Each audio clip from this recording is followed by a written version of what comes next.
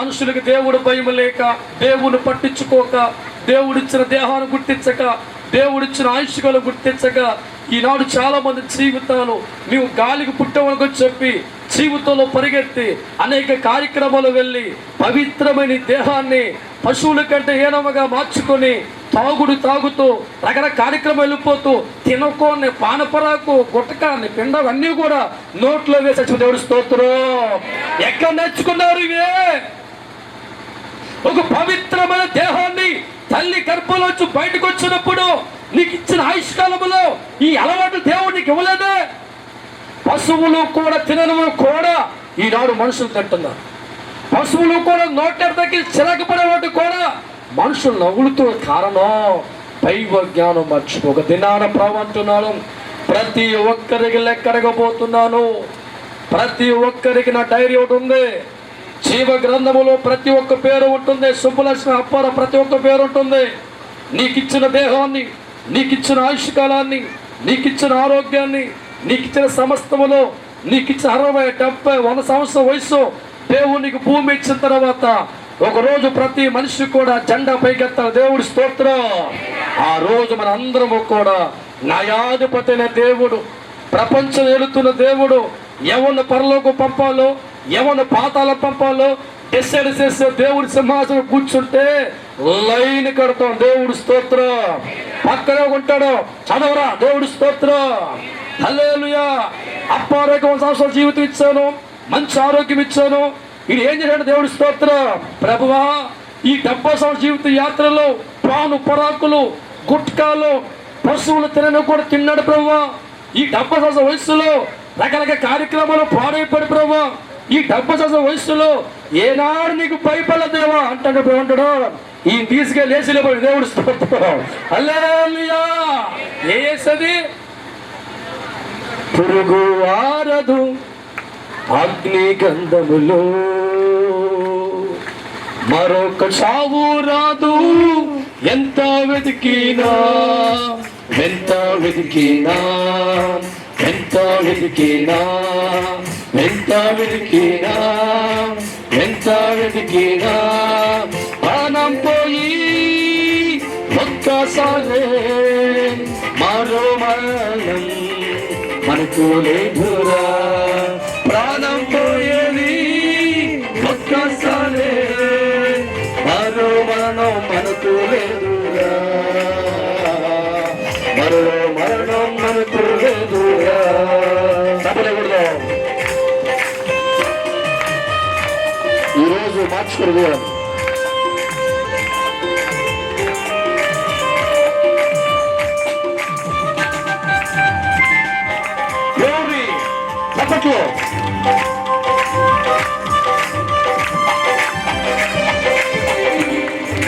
దేవుడు నమ్ముకున్న ధనవంతుడు దేవుడి కోసం మహిమ పంచలేక.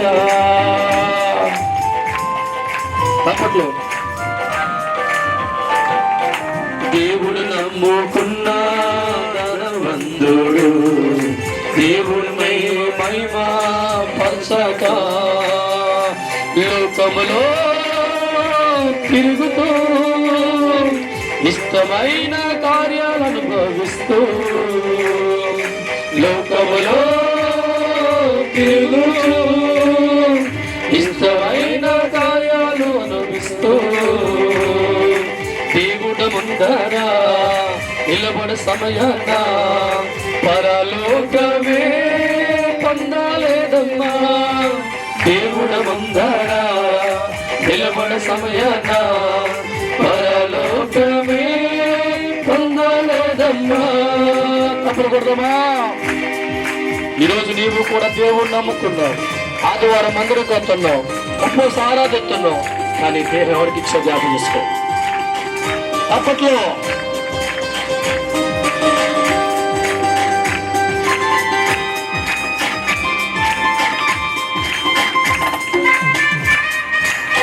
ఒకరోజు లెక్క ఈ తండ్రి చెప్పబోతే ఏమవుతో జ్ఞాపకం చేసుకో.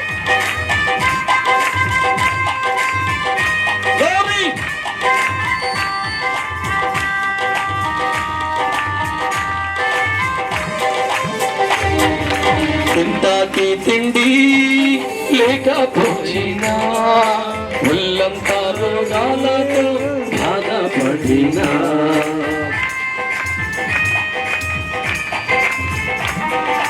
తింటాకు తిండి లేకపోయినా, ఒళ్ళంతా రోగాలు కలిగి ఉంది, నా దేహాన్నే దేవుడు ఇచ్చాడని లాజరు దేవుణ్ణి మహిమపరచగా, నా దేహాన్నే దేవుడు ఇచ్చాడని లాజరు దేవుణ్ణి మహిమపరచగా, ఇప్పుడు దినమున దేవుడు నిన్ను పరలోకమే పొందుతున్నాడు, ఇప్పుడు దినమున పరలోకమే పొందుతున్నాడు.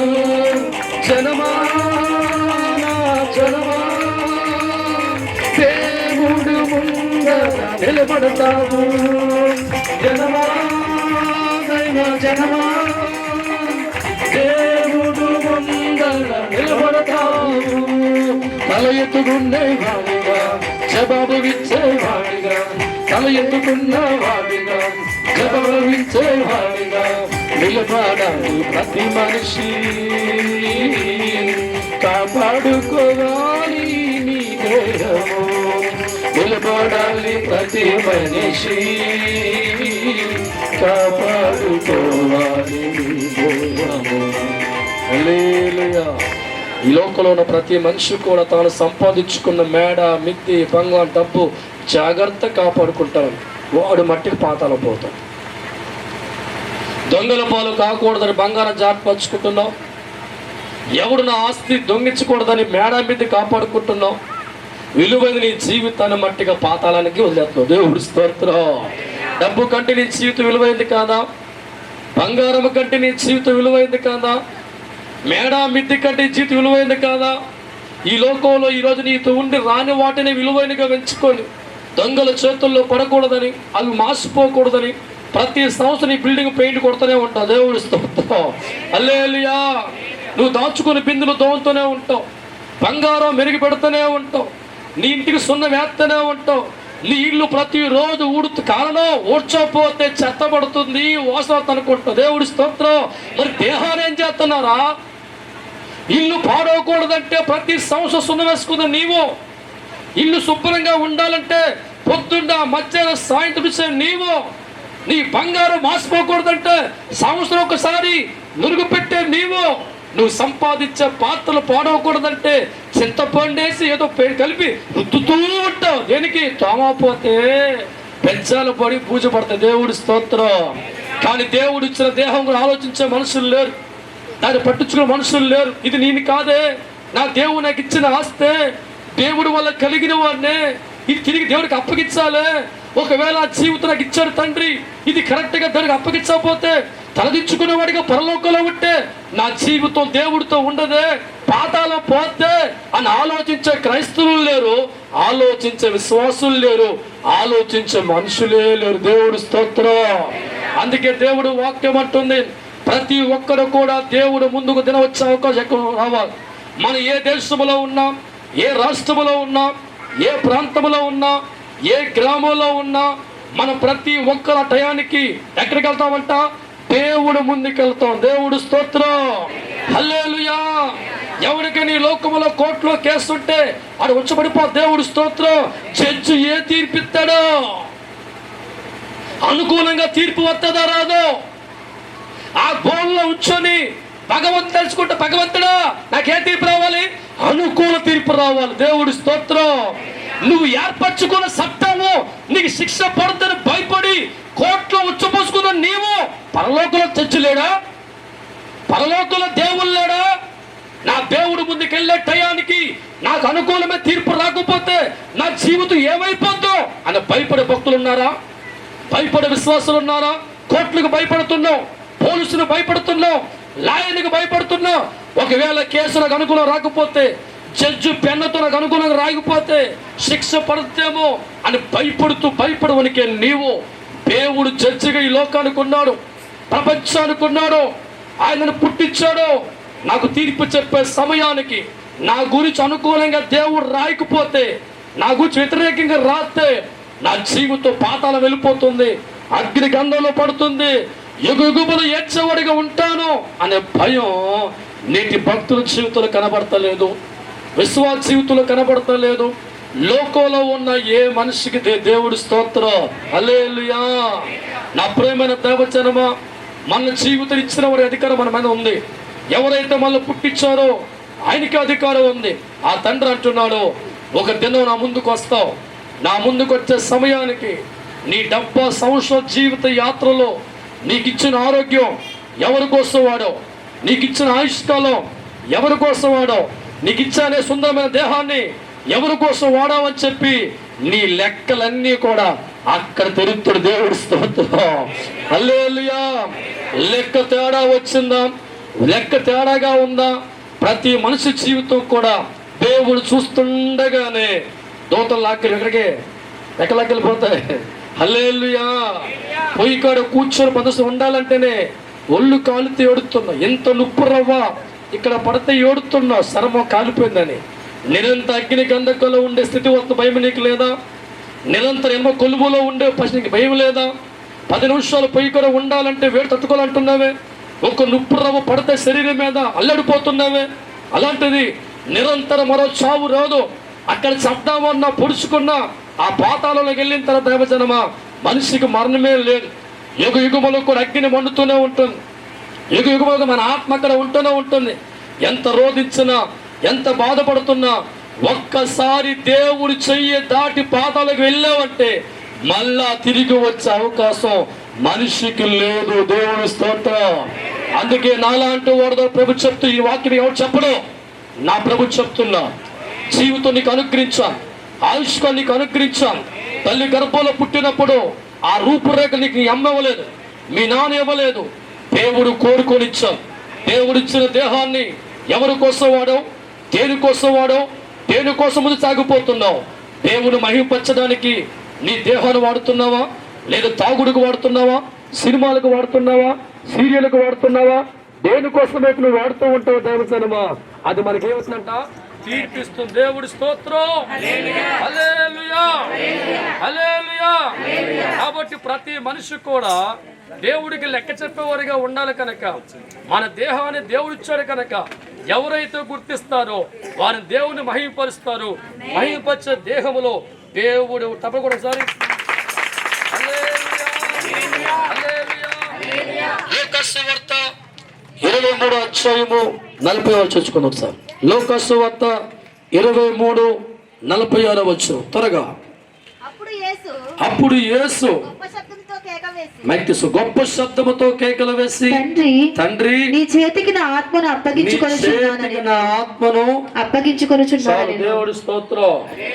యేసు ప్రభువు వారి జీవితం గమనిస్తూ ఉంటే, ఏ దేవుణ్ణి ఆరాధిస్తున్నావు, ఏ దేవుణ్ణి నమ్ముకుంటే కష్టాలు బాధల్లోంచి బయటకు వస్తున్నావో అనుకుంటున్నావో, ఏ దేవుడు కుష్టి వ్యాధిని బాగు చేసేవాడిగా అనుకుంటున్నావో, ఏ దేవుడు మనుషుల జీవితాలు కన్నీరుతో ఉంటే వారు ఆదరించు అనుకో, ఆ దేవుడు అంటున్నాడు, తండ్రి ఒక శరీరం ఈ లోక నాకు అనుగ్రహించావు తండ్రి, చాలా తక్కువ నాకు ఇచ్చావు, కేవలం 30 సంవత్సరాల జీవితం నాకు ఇచ్చావు తండ్రి.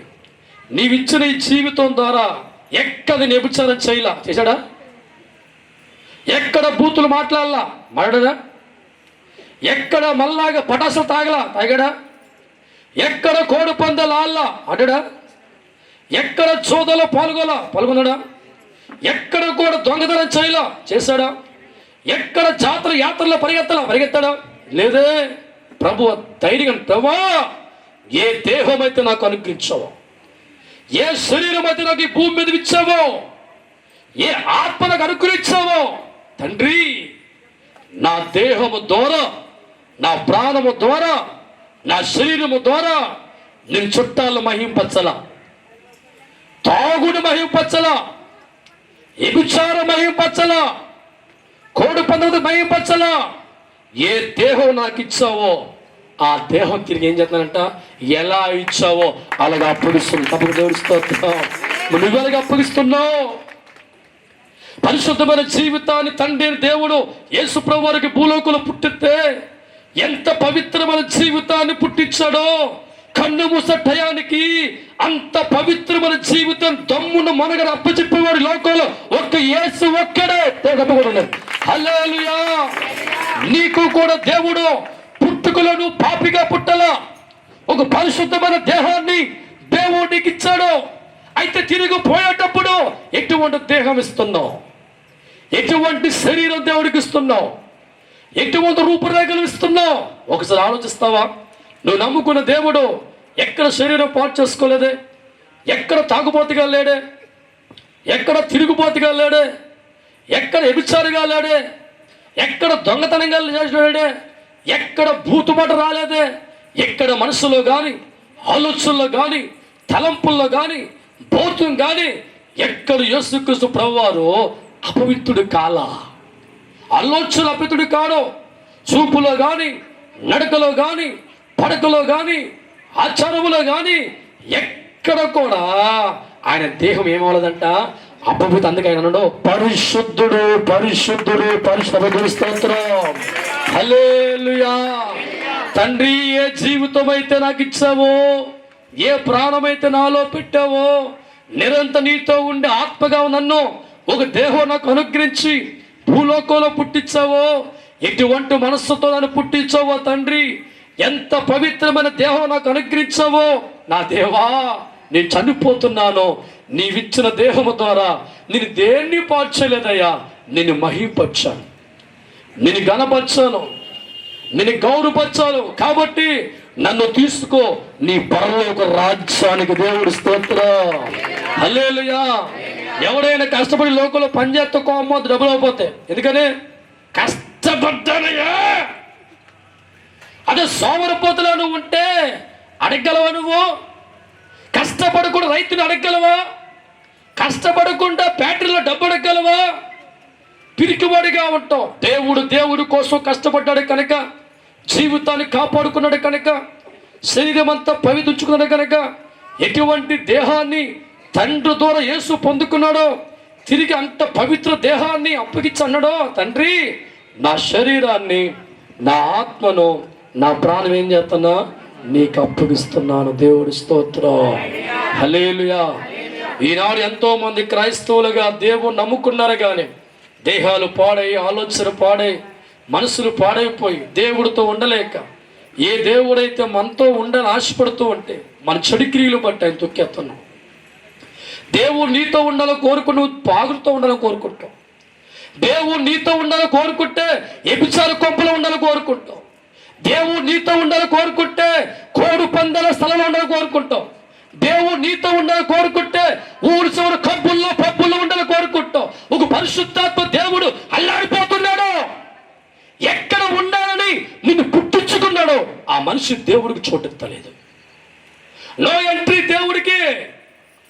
ఈ లోకంలో ప్రతి దానికి కూడా మనిషికి ఉన్నాడు కనుక, ఏ దేవుడైతే మనతో ఉండాలి, మనలో ఉండాలి, మనతో కలిసి ఉండాలి, మనతో కలిసి తినాలి, మనతో ఆశతో ఈ లోక పరిశుద్ధాత్మ దేవుడిగా వస్తే ఆ దేవుడికి ఏం లేదంట, చోటే లేదు. దేవుడి స్తోత్రం. హల్లెలూయా. అందుకే మన జీవితాల్లో కన్నీళ్ళు, మధ్యసమయ కాంసాభిషేకం మారా. అందుకే బాధలు, కంపు కొట్టే జీవితాలతో, కంపు కొట్టే ఆలోచనలతో, చెడిపోయిన ఆలోచనలతో, రాగద్వేషాలతో, కోపతాపాలతో, సినిమా శిఖరాలతో, తాగుడుతో, కోడు పందాలతో, పేకాటతో, సినిమా సీరియలతో, జబర్దస్తులతో మనకిచ్చిన పవిత్ర దేహాన్ని రోజు రోజు కొద్ది కంపేసుకుని దేవుడి స్తోత్రం. హల్లెలూయా. కొద్ది కొద్దిగా చివరికి టోటల్ బాడీ ఏమైపోయిందంట, కంపు కొట్టి దేవుడితో పంటాం. ప్రభా కష్టాలు రాగానే, ప్రభా నాలోకి వచ్చా ప్రభా. ఈ జీవితం అంత అనేక వాటికి వాడి కుట్టకాలు నవ్వులి, పాన పరాకులు నవ్వులి, ఆ కళ్ళు షాపులో కళ్ళు తాగి, ఊరు చివర బ్యాండీ షాపుల్లో ఉంటాయి, అక్కడ తాగి ఊరు చివర కోడి పందాల్లో దొండ్రి ఒళ్ళంతా కంపు చేసుకొని, జీవితం కంపు చేసుకుని, మల్లు చేసుకొని ఒక పవిత్ర దేహాన్ని 100 పాడు చేస్తారు అంటాం మనం. రావయ్యా కొట్టు, రావయ్యా నాలోనే నిరంతరం ఉండాలయ్యా. 1 2 3 రావయ్యా రావయ్యా నిరంతరం నాలోనే ఉండాలయ్యా. నిరంతరం నాలోనే ఉండాలయ్యా. నోటితో నీవు దేవుణ్ణి పిలిచి ఉండబోని స్థలములో నిలిచి ఉంటావు. నోటితో నీవు దేవుణ్ణి పిలిచి ఉండబోని స్థలములో నిలిచి ఉంటావు. నీవు కూడా నాతో ఉండమని కోరుకుంటున్నావు. లేకుంటున్నావు. There is a place. దేవుడు రమ్మంట ఇంట్లోకి. నీ ఇళ్ళలో ఉంది.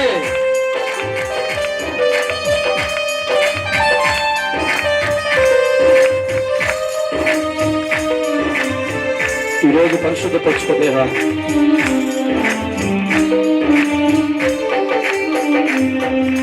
నీతి కలిగిన ఆ దేవుడు నీ ఇంటికి రావాలంటే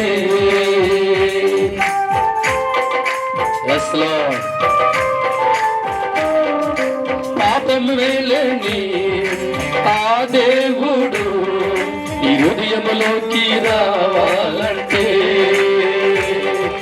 జనమా నువ్వు పరిశుద్ధుడవై దేవునికి తగ్గ బిడ్డగా. జనమా నువ్వు పరిశుద్ధుడవై దేవునికి తగ్గ బిడ్డగా. ప్రతిక్షణము దేవుణ్ణి మహిమపరుస్తూ దేవుడు మార్గాన్ని విడవక. ప్రతిక్షణము నీవు దేవుని మహిమపరుస్తూ దేవుడు మార్గాన్ని విడవక. నా దేవా నా తండ్రి నా దేవా నా తండ్రి రాయసయ్యా నీ పిలిచిన వెంటనే రాయసయ్యా నీ పిలిచిన వెంటనే పరలోకమే విడిచిపెడతాడు. మట్టి దేహములో కొలువై ఉంటాడు.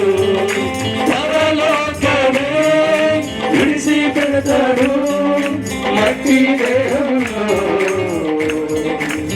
కొలువై ఉంటాడు. ప్రతి ఒక్కరు కూడా కళ్ళు మూసుకుందాం.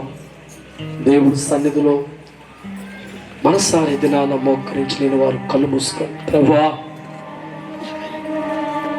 మా జీవితాలు ఎవరి వల్ల కలిగినాయో మనకు అర్థం కాక ఇంత అందమైన రూపాలు మేము పొందుకున్నప్పుడు మా తల్లికి కూడా తెలియదయ్యా. తల్లి గర్భంలో ఏం జరుగుతుందో ఎవరికి తెలియదు తండ్రి. కళ్ళు ఎక్కడ ఉండాలో నిర్ణయించింది మా అమ్మ నాన్న కాదయ్యా, నువ్వు నిర్ణయించావు. చెవులు ఎక్కడ ఉండాలో మా అమ్మకు తెలియదయ్యా, నువ్వు ఏర్పరిచావు. మనిషి ఎలా ఉంటే వరుసకు అనుకుని ఆలోచించి నీవు కాలు ఎక్కడ ఉండాలి, చేతులు ఎక్కడ ఉండాలి, ఎన్ని నరాలు ప్రభావాలు, కోట్ల కణములో ఇంత కష్టమైన దేహాన్ని ఇష్టపడి చేసుకున్నా తండ్రి.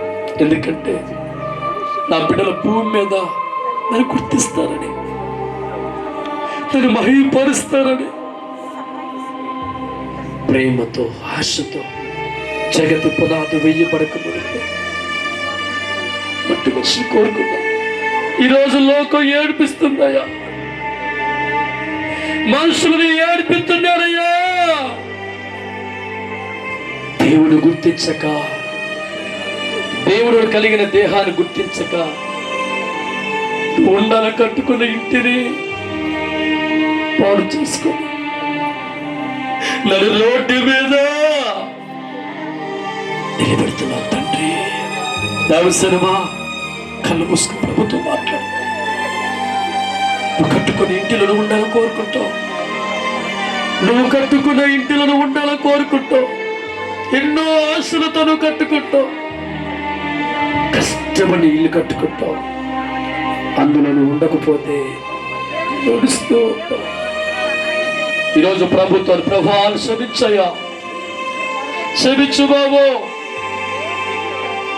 ఎరగలేకపోయాను తండ్రి. నా దేహాన్ని తాగుడికి బానిసగా మార్చేశాను. నా శరీరాన్ని లోకంలో పాడు చేసుకుంటున్నాను. సినిమాలు, షికారులు, పందాలు, గుట్కాలు, పానపరాకులు, కళ్ళు, మందు, దీనితో నా దేహాన్ని నింపేస్తానయ్యా. ఈరోజు వదిలేసుకుంటాను తండ్రి. నేను రమ్మంటున్నాను కానీ నా దేహం చనిపోయిందయ్యా. ప్రభువా, నాకు తోడుగా ఉండమని కోరుకుంటున్నాను. నా ఇంటిలో ఉండమని కోరుకుంటున్నాను. నా ప్రాణం అండగా ఉన్న కోరుకుంటున్నాను. కానీ నువ్వు ఉండాలనుకున్న ఇంటిని పాడు చేసుకున్నారయ్యా. ఈరోజు ప్రభుతో అంటావా? ప్రభు క్షమించే దేవుడండి. తెలుసో తెలియక తాగుడికి బానిస అయిపోయి ఈరోజు తీర్మానం తీసుకో. ప్రభా, ఇక్కడి నుంచి దాన్ని దూరం చేసుకుంటానయ్యా. తెలుసో తెలియకో శరీర కోరికల్లో బానిసగా మారి దైవానికి వ్యతిరేకంగా వ్యభిచారిగా మారిపోయి ఉన్నారేమో. ఈరోజు తీర్మానం తీసుకుంటావా? ఈ దేహాన్ని పాడు చేసుకుని క్షమించు ప్రభావం తీసుకుంటా. ఈ పవిత్రమైన దేహంలో రకరకాల చెడు వాటిని వాడుకుంటూ ఉన్నావేమో. ఈరోజు ప్రభుతో అంటావు, ప్రభా నేను అన్ని వదిలేస్తానయ్యా.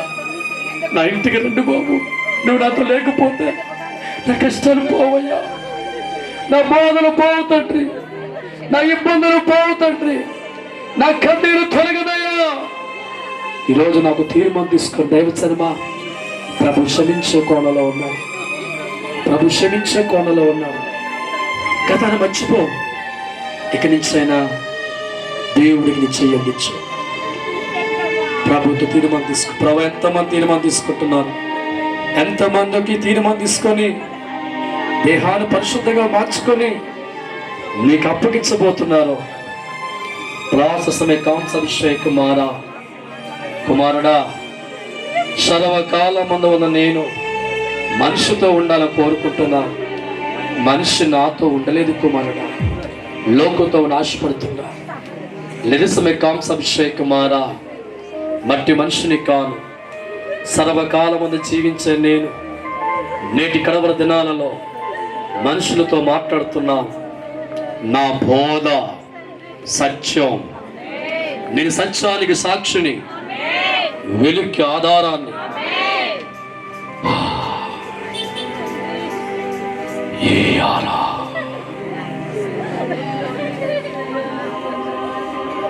నా మాట విన్నవారు ధన్యులు, నాకు లోబడిన వారు ధన్యులు, నన్ను కోరుకున్నవారు ధన్యులు, నాతో ఉన్నవారు ధన్యులు, నన్ను ప్రేమించేవారు ధన్యులు. అట్టి వారిలో పాపం ఉండదు, చెడు ఉండదు, లోకమాలే ఉండదు. వారిలో నేను ఉందును. దగ్గరగా తప్పలకూడదు. దేవుని మహిమపడదు. దేవుడికే మహిమ కలుగును గాక. మీ అందరి కుటుంబాలు దీవించబడిన గాక. ప్రతి ఒక్కరి నిండిన ఆరోగ్యంతో ఉండిన గాక. అన్ని విషయాల్లో జయము కలుగును గాక. సమర్పణ పాటతో ముందుకెళ్దాం.